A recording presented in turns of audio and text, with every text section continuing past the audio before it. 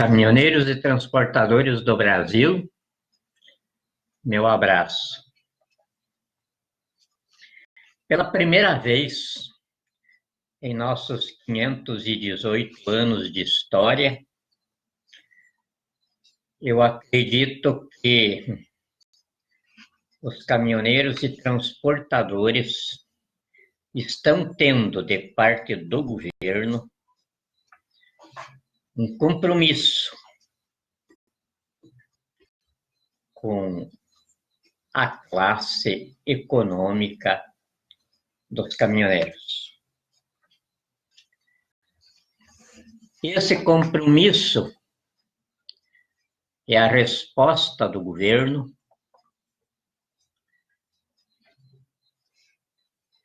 à convocação que fizemos aos caminhoneiros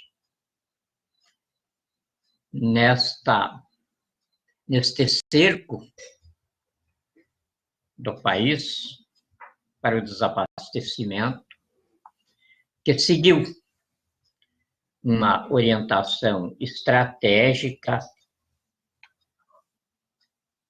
bem elaborada para que pudesse chegar ao sucesso que está tendo.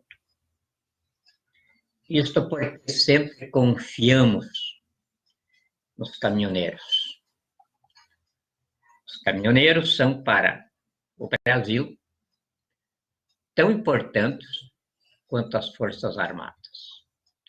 Porque as Forças Armadas são necessárias à segurança da pátria, sem a qual não existe soberania e nem pátria.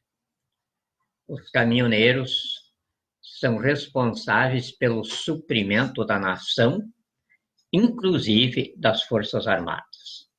Então, são muito mais necessários para a sobrevivência da nação do que as armas. As armas são necessárias para a defesa da soberania. O suprimento circulado na nação pelos caminhoneiros é imprescindível à vida da nação. E então, em resposta ao atendimento do gemido da nação, colocado por mim como presidente da República, e nessa condição tenho de sentir a alma do meu povo, eu já formalizei, em termos de documento de Estado, devidamente homologado pelo Supremo Tribunal Federal em sua esfera de Corte Constituinte, o Conselho Nacional de Justiça e os demais poderes da União.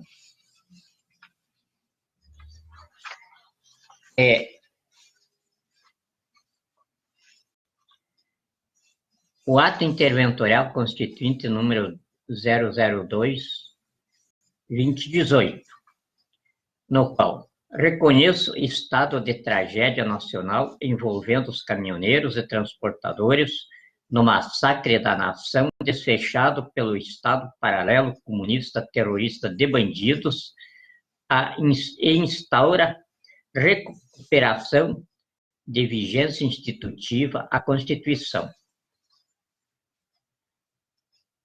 E então,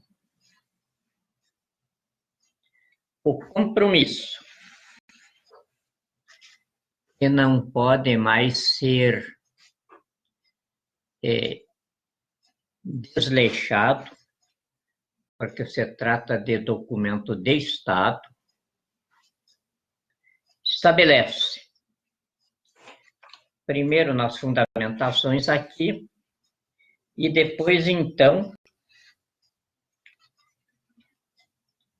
na norma legal, que no artigo 1º fixa, segundo o primeiro compromisso, ficam excluídos do preço do litro de óleo diesel todos os impostos que até aqui incidem sobre ele, bem como a redução no preço real que a mistura do biodiesel propiciar, e a exclusão dos impostos incidentes sobre o óleo lubrificante para os caminhões de transporte de cargas de todos os tamanhos. Artigo 2. Ficam reduzidos em 45% os impostos incidentes sobre pneus e peças de reposições para os caminhões de transporte de cargas de todos os tamanhos. Artigo 3. Ficam os caminhões de transportes de cargas de todos os tamanhos isentos do pagamento de pedágio em todas as rodovias federais, estaduais e municipais, onde esse tipo de assalto existe, até que isso seja removido das rodovias brasileiras. Artigo 4. Fica instituído a ser instalado pelo Tesouro Nacional o Fundo de Socorro aos Caminhoneiros em atraso de prestações dos caminhões, a ser constituído com a CIDA, que era uma contribuição embutida no preço do diesel para manutenção e construção de estradas, a qual a bandidagem terrorista roubou e transformou as estradas em corredores de extermínio de 53 mil pessoas por ano. Parágrafo 1º. Será instituída uma comissão auditorial no gabinete da Presidência da República, auxiliada pela Polícia Federal, para levantar o montante arrecadado com a CIDA de 2003 para cá, e o destino que ela teve. E, no respectivo montante, será formado o Fundo de Socorro aos Caminhoneiros em atraso de prestações dos caminhões. Parágrafo 2º. O socorro usado, o caminhoneiro ou transportador respectivo devolverá ao fundo em até 10 parcelas de 10% do faturamento líquido mensal do caminhão, após 60 dias do saque, acrescida da correção monetária. Artigo 5º. Ficam extintas todas as multas de trânsito ou por qualquer outro motivo que tenham sido aplicadas aos caminhoneiros no percurso da tragédia falimentar e de destruição das estradas que o Brasil sofre. Artigo 6º. Fica instituída a aposentadoria especial nos termos em que tiver contribuído para o sistema previdenciário ao caminhoneiro que, por doença ou deficiência física, não puder trabalhar no seu ofício. Artigo 7º. A União indenizará o caminhoneiro que sofrer assalto ou roubo nas estradas mediante o processo esclarecedor próprio. Artigo 8º. A União indenizará os caminhoneiros por quebras dos caminhões em decorrência da má conservação das estradas ou de inexistência de estrada com leito viário de conformidade com a demanda de tráfego e transporte. Artigo 9º. Serão extintas todas as leis apenatórias dos caminhoneiros inventadas pela bandidagem escondida atrás de mandatos de 2003 para cá. Artigo 10º. Serão presos e processados os juízes que, fundidos com a bandidagem terrorista, estão agredindo os caminhoneiros que estão no cerco ao país de desabastecimento e tem por objeto a prisão do meliante terrorista Michel Miguel Elias Temer Lulia, que sofrerão condenação por dano moral aos caminhoneiros que eles tiverem ofendido. Parágrafo 1º. Pois os caminhoneiros estão no exercício do artigo 1º, incisos 1º, 2º, 3º, 4º e parágrafo único, com artigo 3º, incisos 1º a 4, artigo 4, incisos 2º e 8º, com artigo 5º caput, incisos 3º, 10º, 35º e parágrafos 2º e 3º. O artigo 6º caput, com o artigo 170 caput e incisos, e o artigo 174 caput da Constituição. Parágrafo 2º. E tais juízes se arrolam na classificação do Conselho Nacional de Justiça nos veredictos proclamatórios da Corregedora Nacional de Justiça, ministra Eliana Calmon, de que bandidos escondidos atrás da toga, por associação com o bandido Michel Temer, no Estado Paralelo Comunista Terrorista de Bandidos, operado pela tirania oligárquica comunista transnacional corporativa terrorista de bandidos, segundo a regra universal de direito acusatório. Quem de qualquer modo se associa a bandido ou a quadrilha de bandidos se faz cúmplice nos crimes por eles cometidos. Parágrafo 3º. Eis que o responsável por eventuais prejuízos a qualquer segmento da nação não são os caminhoneiros que estão em reação de cidadania pela instituição da intervenção constituinte no processo histórico, devidamente convocados pelo interventor constituinte interino da República, Célio Evangelista Ferreira do Nascimento.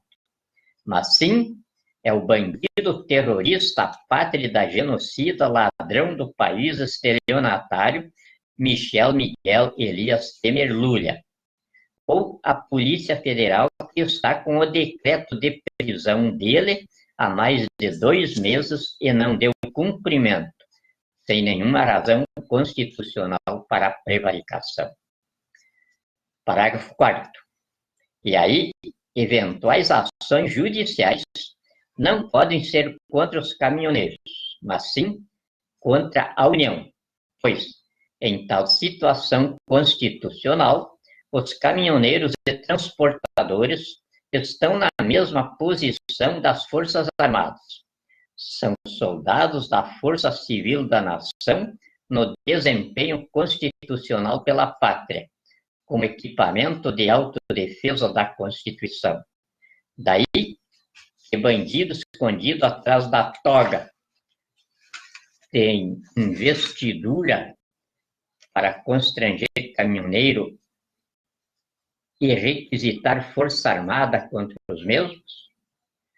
Em tal desiderato, tais juízes têm de ser responsabilizados por incitamento à guerra civil.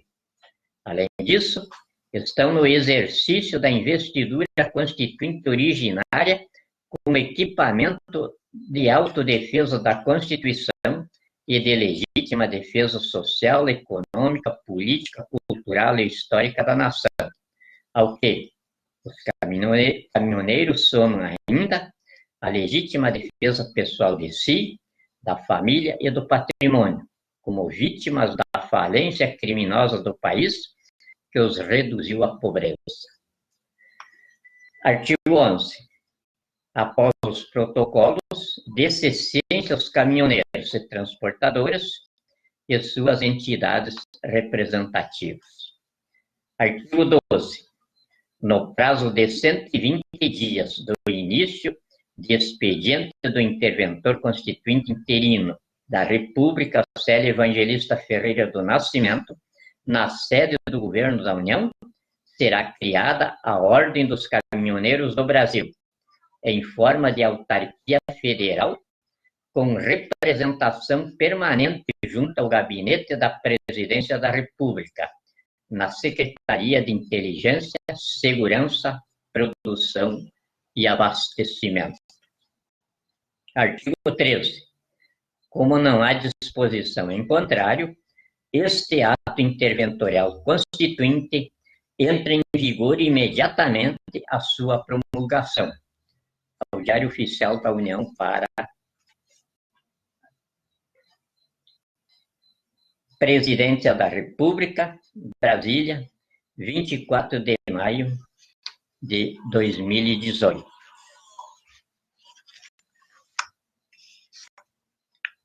Então, aqui está definida a posição do Estado democrático de direito face ao segmento econômico dos caminhoneiros e transportadores do Brasil. Até agora, o Brasil não tinha uma política específica para o setor, como não tinha nem atenção a ele. É a organização sindical que, na medida da competência dos respectivos chefes, fazia as reivindicações que lhes parecia cabível nos desacertos entre a classe e o governo.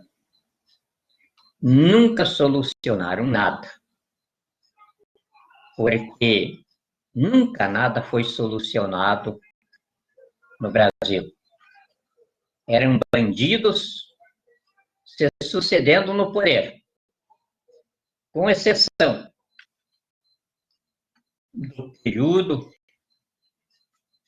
ditatorial de Getúlio Vargas, de 19 anos, no qual ele deu os primeiros toques à colônia emancipada brasileira, dando-lhe características de uma civilização soberana. Depois veio os 5 anos do Dr. Juscelino, e aí os 19 anos dos governos militares. Fora disso, eram malandros, vigaristas, todos analfabetos, medíocres, alienados, mas extremamente espertos, se revezando pelos estelionatos eleitorais na presidência da República. Todos preocupados consigo, porque sem envergadura de chefes de Estado, mesmo que quisessem, não podiam se preocupar com o país. A preocupação com o país exige envergadura pública, identificada por autoridade pedagógica, de cátedra, conhecimento pleno de causa e domínio absoluto da vida civilizada.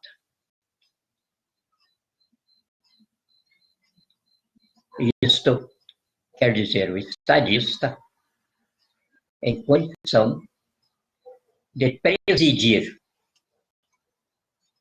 o Brasil é a quarta maior geografia do planeta e a quinta maior população do mundo, formando com isso a 10ª maior economia do planeta. É evidente, então,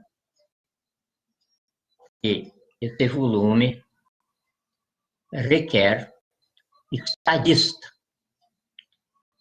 com comprovação plena.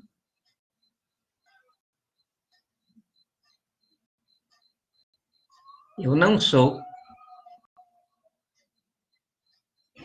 um anjo salvador, mas desde 1969 eu estou no poder da civilização brasileira. E então, associando aos meus graus escolares a experiência de poder, eu aceitei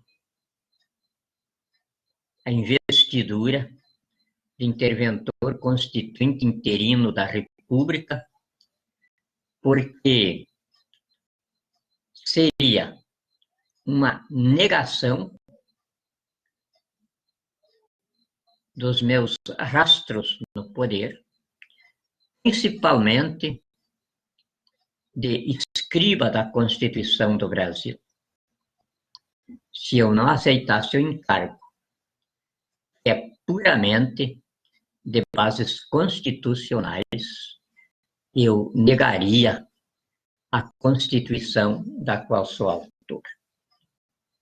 Então, acho que fui repontado pelo destino para este desempenho e tenho certeza que não vou decepcionar minha nação. Até porque, no final da raia, eu não teria nenhum motivo para ter ambições particulares. Então, não há nada que leve a nação a duvidar do meu sacerdócio de destino. E nesse sacerdócio, o primeiro ato de governo, do qual eu me orgulho de ter cabido a mim estabelecer, é este de acolhida dos caminhoneiros e transportadores do Brasil como a maior força da sociedade civil.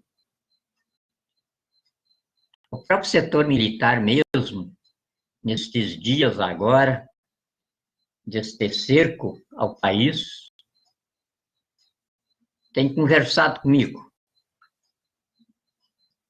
observando que, talvez deste momento em diante, a nação, em seus equívocos políticos, que ela tenha de retomar a promoção do processo histórico, não fique mais clamando pelo patrocínio das Forças Armadas, mas com a sua força portentosa de suprimento da nação, ela resolva, dentro das nossas tradições de fraternidade nacional, de unidade e de tradição de paz e de harmonia. Isto que o Estado, por mim, assumiu aqui com os caminhoneiros, não se baseia em eventual arrecadação tributária. Não. Ela é fruto de coisa concreta. A primeira coisa concreta é a de que não vamos mais ter bandidos e ladrões no poder. A segunda coisa concreta é que o Estado vai ser ajustado à sua serventia pela lei do custo-benefício. Tudo o que não der retorno ao progresso e à qualidade de vida da nação vai ser extinta no Estado. Evidente que não vou provocar desemprego. Basta o que estamos sofrendo, com 17.700.000 desempregados. Seria uma loucura pensarmos em mais desempregados.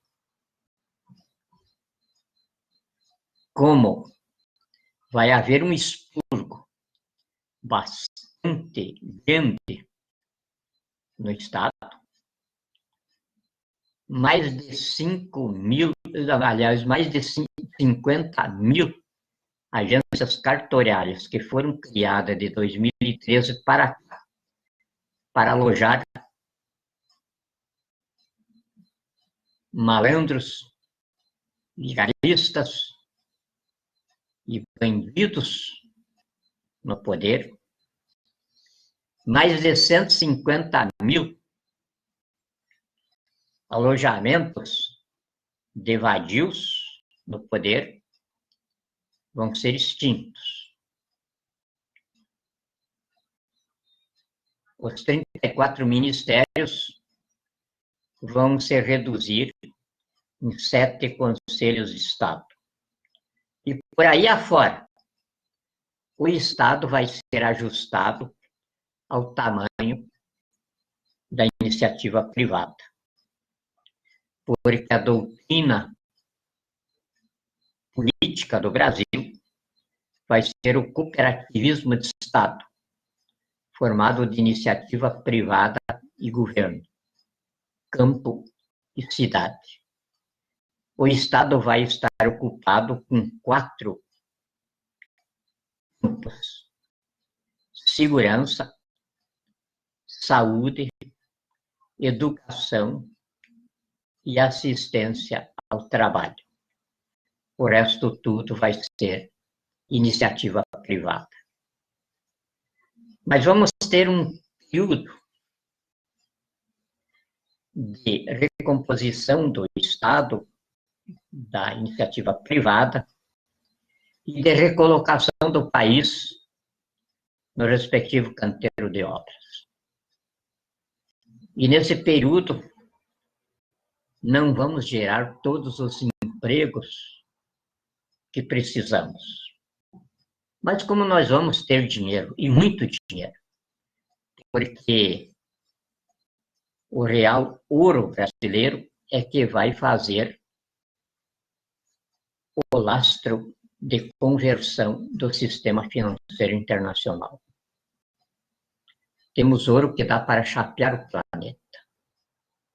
E baseado nisso, então, vamos, através do FMI, encaminhar esse nosso interesse que assenta aos interesses do mundo inteiro, porque a globalização não deu certo por falta de um padrão monetário que estabelecesse o sistema cambial universal.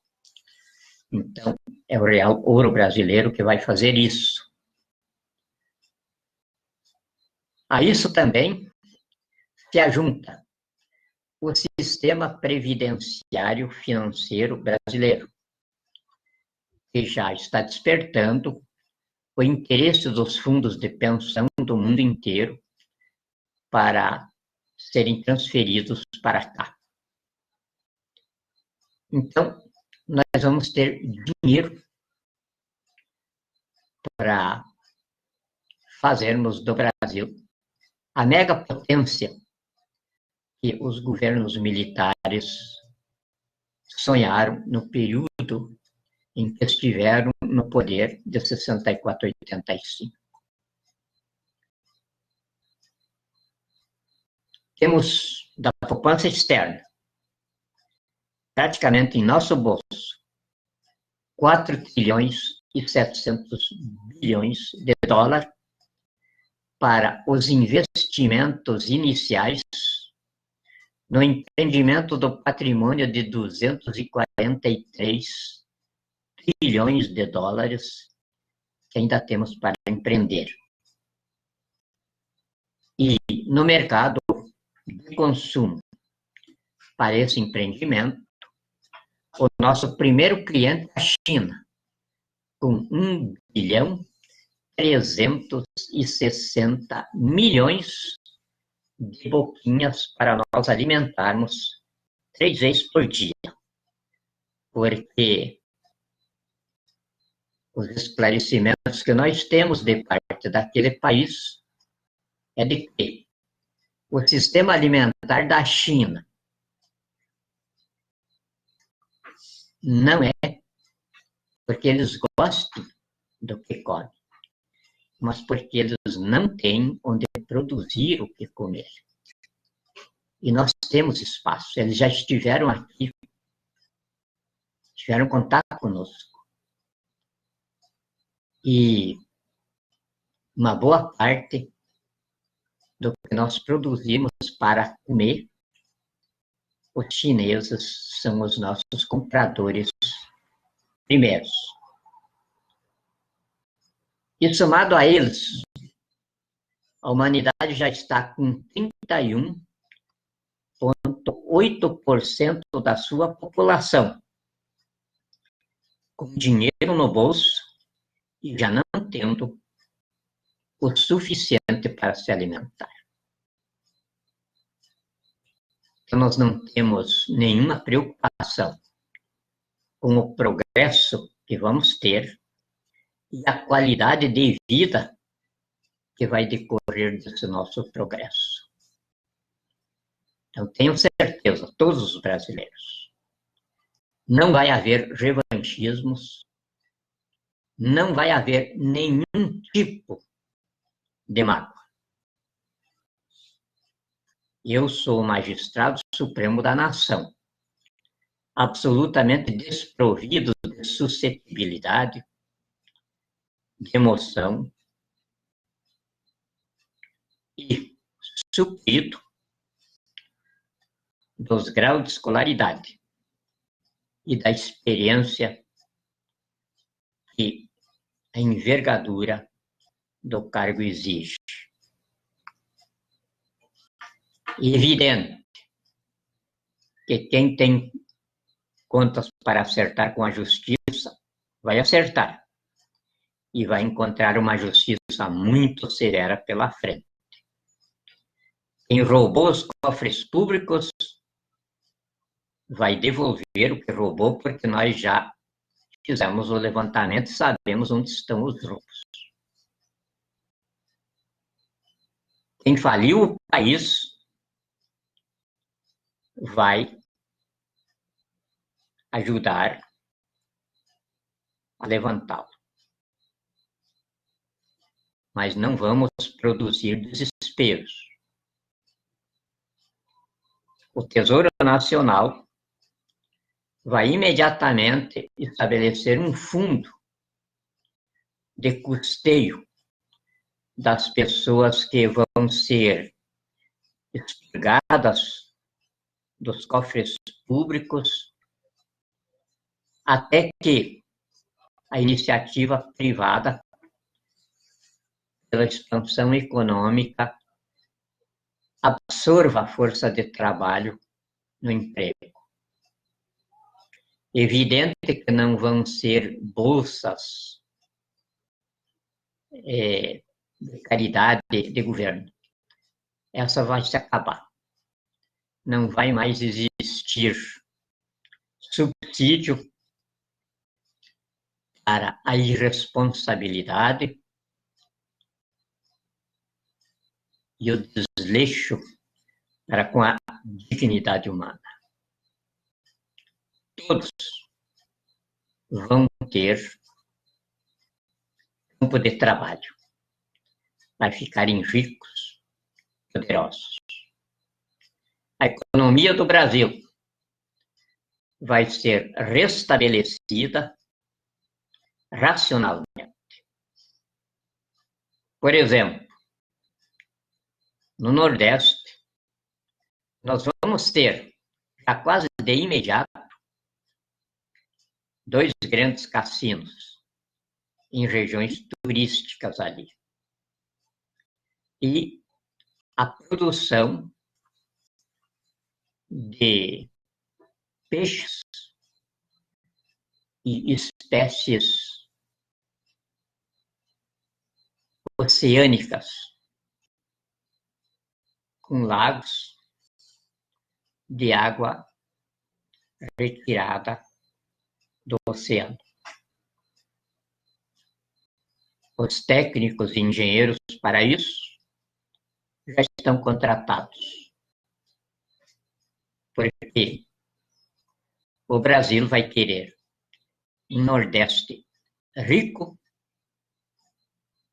inteligente e poderoso. E assim, o Brasil está dividido em regiões econômicas, mas sob o governo magistral da República, que, como a Constituição institui, vai ser do presidente da República com os 26 governadores estaduais. A administração pública vai ser federativa de forma governamental coletiva. Enfim, um Brasil absolutamente novo que está vindo aí. Como se nós estivéssemos descobrindo hoje a Terra, com a 4ª maior força de trabalho do mundo. E então, é claro, isto que eu estou colocando para ser a nova realidade dos transportadores e caminhoneiros do Brasil é absolutamente viável, e assim que eu estiver com o expediente ordinário do governo no Palácio do Planalto, este programa vai ser o primeiro a ser concretizado. O número do processo que homologou o ato interventorial está aqui, em cima aí no cantinho. Isso quer dizer que o que eu li aqui é ato de Estado sacramentado, consolidado, e que eu preciso agora concretizar.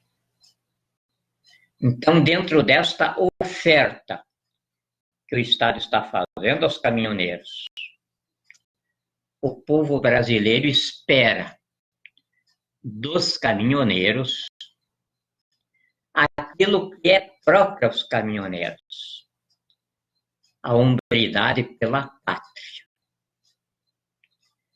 E que não desistam do cerco ao país de desabastecimento, porque eu sou o chefe e comandante disso na qualidade de presidente da República, como interventor constituinte interino, que só tenho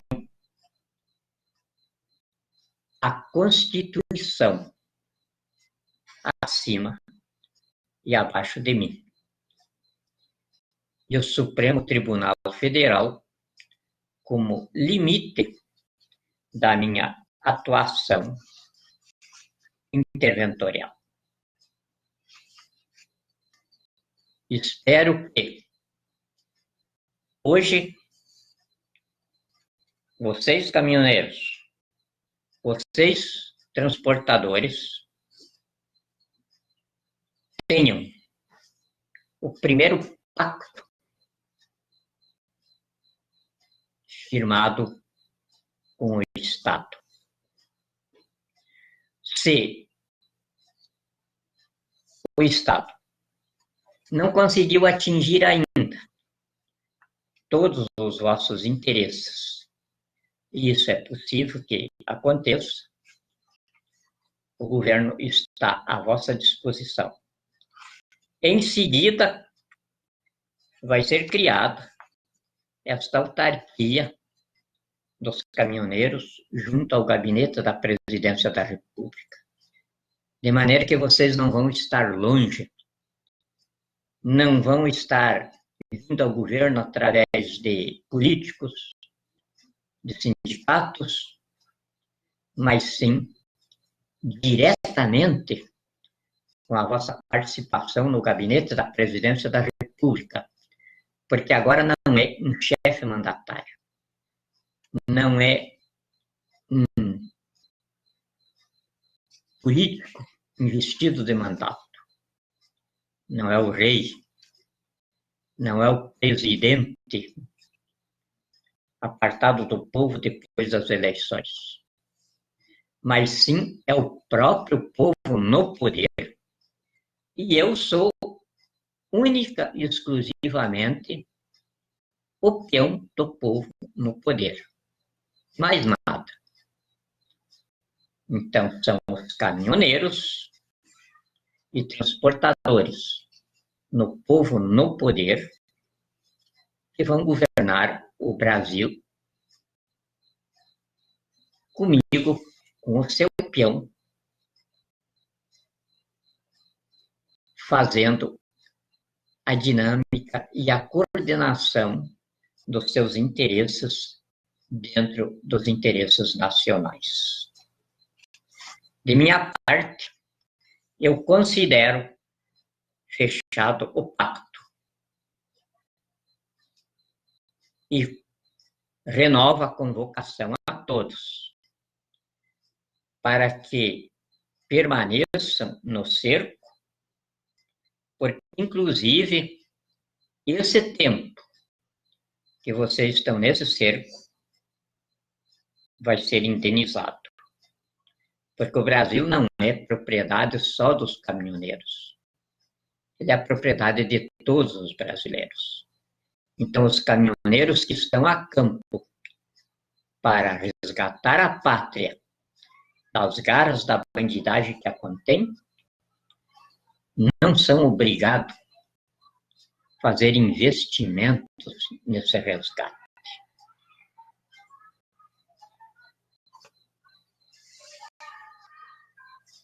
Deus abençoe o nosso pacto.